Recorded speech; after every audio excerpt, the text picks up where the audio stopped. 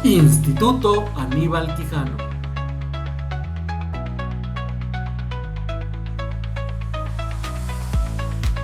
Saludamos con muchísimo gusto. Hoy es una fecha especial.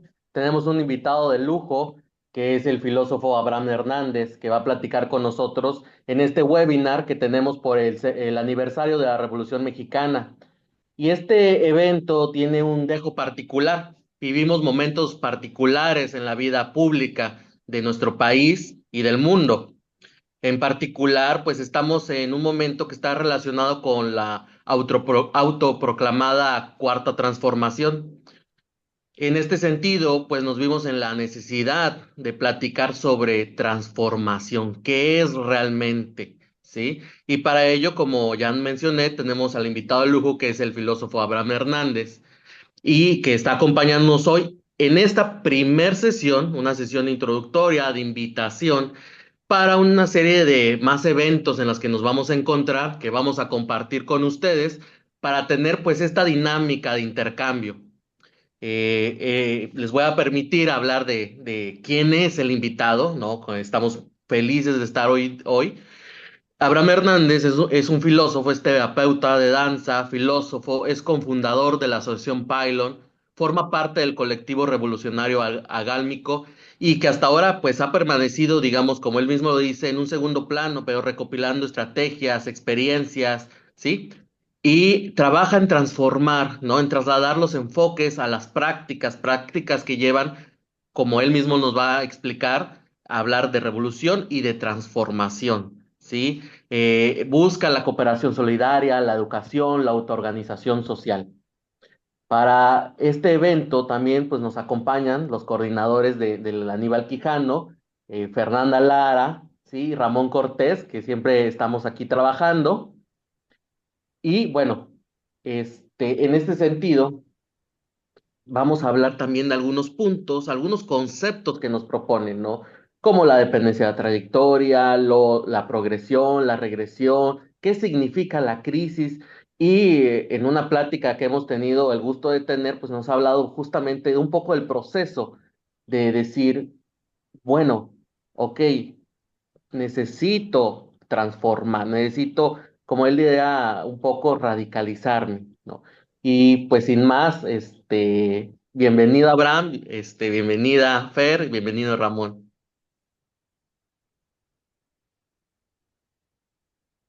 Ay, mil gracias, me siento bien orgulloso de esta introducción. Primero, para algo personal, para el público que sepa dónde vivo, qué hago. Estoy ahora mismo residente en Suiza, estamos trabajando desde aquí, pero somos un colectivo internacional, trabajo mucho con otros proyectos, estamos mucho buscando colaboraciones y estoy muy agradecido que esto, lo que estamos empezando ahora, sea una parte de esas colaboraciones. Gracias a ustedes. No, nosotros muy contentos. Sí, muchas Em, gracias por aceptar estar por acá, Abraham, con nosotros. Nos da muchísimo gusto. Ay, qué lindo. Voy a hablar siempre de hoy, del Día de la Revolución, pero para el público lo estamos grabando anteriormente por la misma dificultad de horarios, que somos aquí intercontinentalmente en una llamada gracias a la tecnología de hoy en día. Pero sí voy a hablar de hoy, del Día de la Revolución. Y sí, al principio, seguro la primera media hora voy a dejar afuera la palabra transformación y me quiero enfocar bien en por qué hace falta hablar de la revolución, por qué hay que ser revolucionario. A lo mejor eso cada uno decide él mismo o ella misma, pero sí quiero darle un empujo porque yo creo que hay que ser revolucionario en estos tiempos. Pero para entender el concepto de revolución, primero tenemos que entender unos términos previos para tener una fundación común, para tener una base en cual vamos a seguir hablando.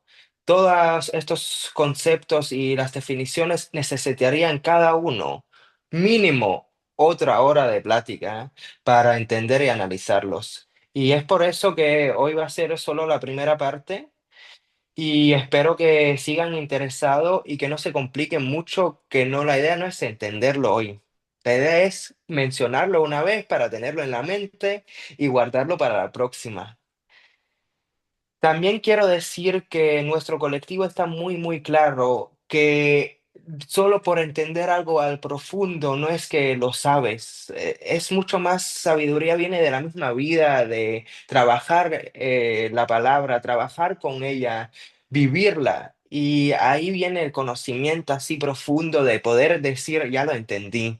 Así que también sé, sea lo que sea, como lo explico yo, aunque sea perfecto, entender empieza con la práctica. Así que tampoco no crean que van a salir de esta plática sabiendo más, a lo mejor teniendo más preguntas. Más dudas. Exacto. Entonces vamos a empezar por la dependencia de trayectoria, o como yo me gusta decirlo, es que es más fácil, es la dependencia de camino.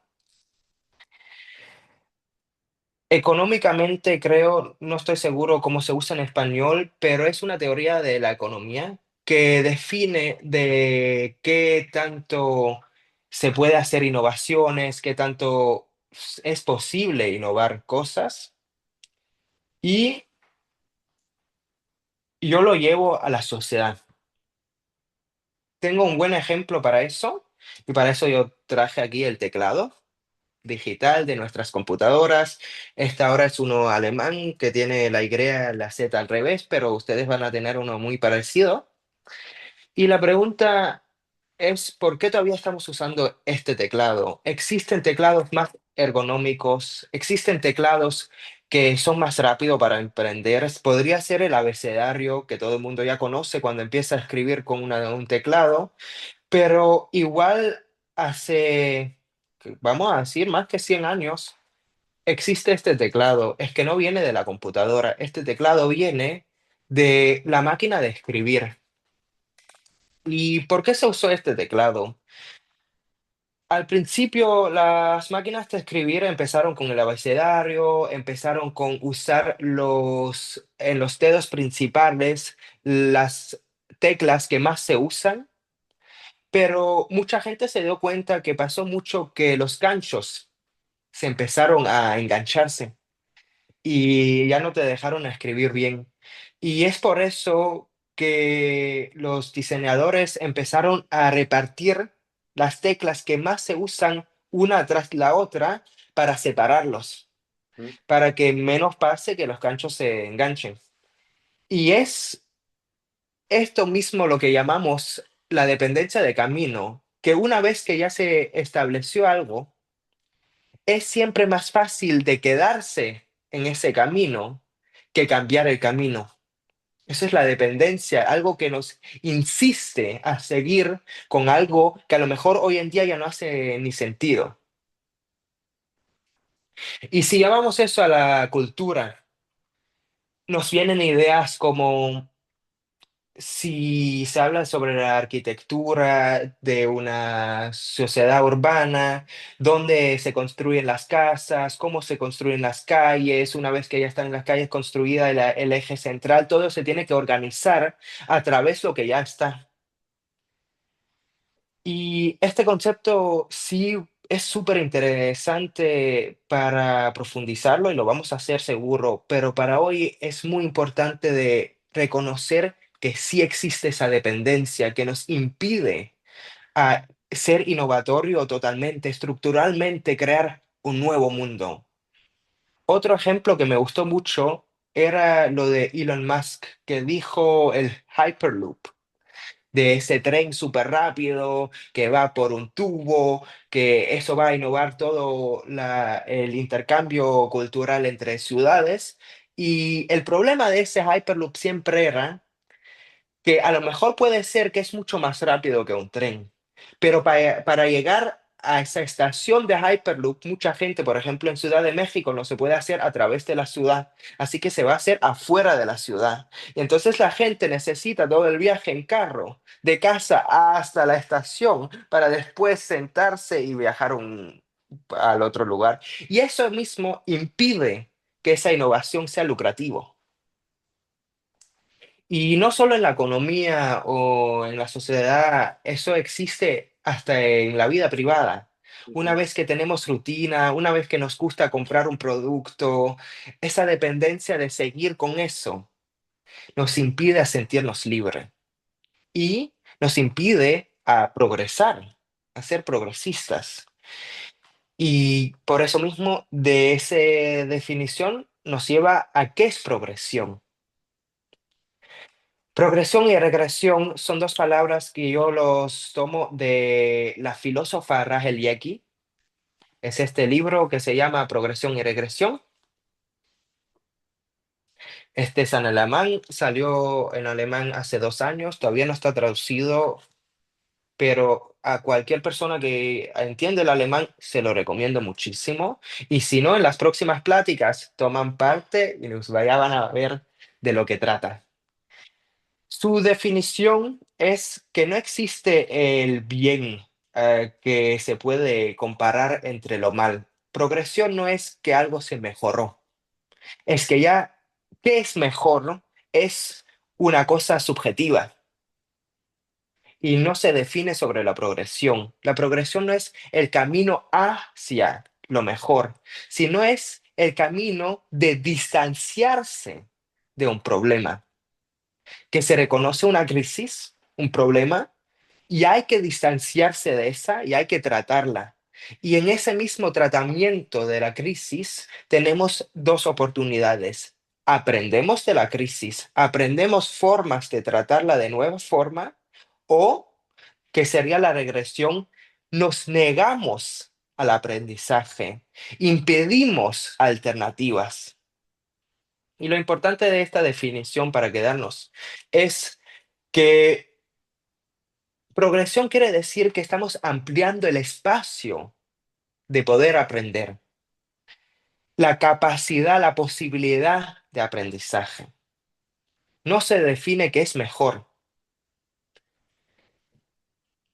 Y eso solo es una palabra reflexiva que siempre se define a través de la crisis. Y es por eso que tenemos que seguir con la definición que qué es crisis.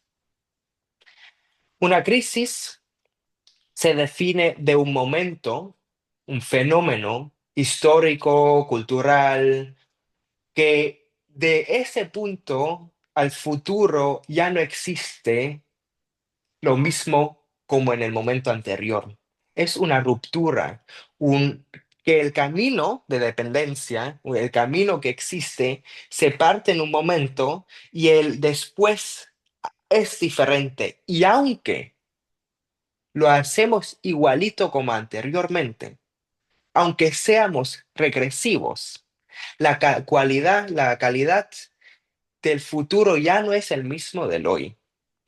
Por ejemplo, estamos hablando mucho de crisis de la naturaleza. Y puede ser que mañana todo el mundo siga igual como ayer, Ujú. pero sentimos la diferencia. Es que aunque seguimos con el mismo carro, a lo mejor la mirada de alguien es distinta, hay que defenderlo de otra forma de andar con ese carro, hay que hablar de otra forma, hay que cambiar el discurso o mañana el día es más caliente. Sea como sea, ya no existe la igualdad de la dependencia de camino, pero puede seguir la dependencia. Eso es lo que define crisis, es una ruptura en el momento. Y ahora vamos a ver las respectivas triadas de progresión y regresión, pero antes que entramos a este capítulo, quiero resumir rápido las tres palabras que hablamos, las tres definiciones. Existe la dependencia de camino. Es que una vez que hacemos algo, ese hecho nos lleva a que es más difícil de innovar y cambiarnos y insiste a que lo que ya hicimos se conserva. Eso es la dependencia de camino. ¿Qué es crisis? Crisis es la ruptura en un camino. De ese mismo camino que estamos hablando históricamente, es un momento donde parte. donde se puede decir, desde ese momento algo fue distinto. Y progresión siempre es abrir, enfrentando a la crisis, abrir alternativas para aprender de la crisis. Regresión es encerrarnos o negar el aprendizaje. ¿Cuáles son las triadas? Vamos a empezar por la triada regresiva. Existe catástrofe, dogma y doctrina. La triada catastrófica es hacer lo mismo como que si no existiera la crisis. Es el business as usual. Vamos a tomar un ejemplo, algo privado. Se murió un familiar. Y mañana me levanto como que si no fuera nada, voy a trabajar, voy a ir y hacer lo mismo, hasta que pruebo de ni pensar en eso. Y eso nos lleva a que sea una catástrofe, que no se puede trabajarlo. O cuando Trump dice, no, la crisis climática no existe. Eso es porque yo digo, no existe la crisis climática, existe la catástrofe climática. Es que no estamos actuando en la conciencia de la crisis. Estamos actuando igual que anterior. Y eso es que nos lleva a que sea una catástrofe. ¿Qué es el dogma? El dogma es que uno lo hace igual que anteriormente, sabiendo que hay una crisis. Por ejemplo, cuando alguien habla de la crisis climática y otra persona le responde, sí, sí, sé que hay esa crisis, pero ¿qué importa? Yo puedo seguir volando. Ese es el dogma. Y es importante que no estoy negando que eso sea, o no es que eso siempre sea malo. Decir, no estoy diciendo que la gente no debe volar. Sigan volando, que la culpa no es de ustedes, que de una persona, la culpa es de todo el sistema que estamos viviendo. Pero el dogma hace que nos impide aprender, nos impide a preguntar por qué es necesario que yo voy a volar. A lo mejor también podría tomarme más tiempo, ir en barco, ir en tren y usar el viaje como una experiencia. El dogma corta la reflexión y dice, "Ay, yo sí sé, ya lo sé, no tengo que aprender nada de eso". Y yo tengo aquí un buen ejemplo, un chiste que me comentaron, que es que una hija va y pregunta al padre, oye, papá, papá, ¿por qué la carne, cuando tú la cocinas así, una carne grande, tú siempre picas las dos partes? Y dice el papá, ay, qué sé yo, así me lo enseñó mi madre. Y la niña, pero insiste y quiere aprenderla, es que la niña es progresista y quiere saber, oye, pero ¿de dónde viene? Y dice el padre, oye, no, vamos a preguntarle a la abuela. Ay, los dos van para la abuela y la niña pregunta, oye, abuela, ¿por qué siempre cuando cocinas la carne así grande, tú cortas las dos partes? Y dice la abuela, oye, yo tampoco no sé, así me lo enseñó a mí mi madre. Oye, pero mira, todavía está viva tu bisabuela, vamos a preguntar a ella. Y todo el mundo va para la bisabuela y la pregunta, oye, bisabuela, ¿por qué siempre cortas la carne en las dos partes? Y ella dice, no, eso lo hicimos, es que mi olla era demasiado pequeña. Y ahí mismo se ve que el dogma es reproducir algo, es reproducir la dependencia de camino, sin cuestionarla. Y ya vamos para la última triada, que es la doctrina, y para mí la peor. Y ahí sí puedo decir, existe la doctrina capitalista, cada religión tiene sus tendencias a doctrinar a gente, también hasta yo digo, los esotéricos, espiritualistas que siempre hablan de la sabiduría ancestral, a veces tienen esa dependencia de doctrinarlo, que no puede tener ninguna alternativa. Ya yo tengo la verdad totalitaria. Todo lo que yo digo es verdad Y todo lo que, aunque sea mínimo alternativo, está mal. Ni tenemos que hablar de eso, es que está mal. Y no importa si eres religioso, si eres espiritual, si eres científico, si eres sea como sea, cada vez que tengamos una doctrina se hace autoritaria, impide cualquier forma de cambiar, de aprender. Y es porque yo creo que la científica tiene ese don que impide a la doctrina. La ciencia busca su error. ¿Dónde estoy mal para aprender de eso? Y es el único don que tiene la científica, que yo te creo que todo lo demás se puede usarlo para bien o mal. Pero tener esa disposición a que yo puedo confundirme es lo que lo lleva a ser progresista. Ya eso es la triada regresiva. Vamos a la triada progresiva. La triada progresiva consiste de tres palabras también, que es reforma, rebelión, revolución. La reforma es pintar una casa por arriba. Ay, mira, la reformé. Es dejar la estructura, la dependencia de camino igualito, pero chapistear el camino, de ponerle una lucecita, alumbrarla de nueva forma. Es cambiar algo por arriba, por la forma que tiene, sin tocar la estructura. La rebelión es el estar en contra de toda la estructura, sin proponer algo nuevo.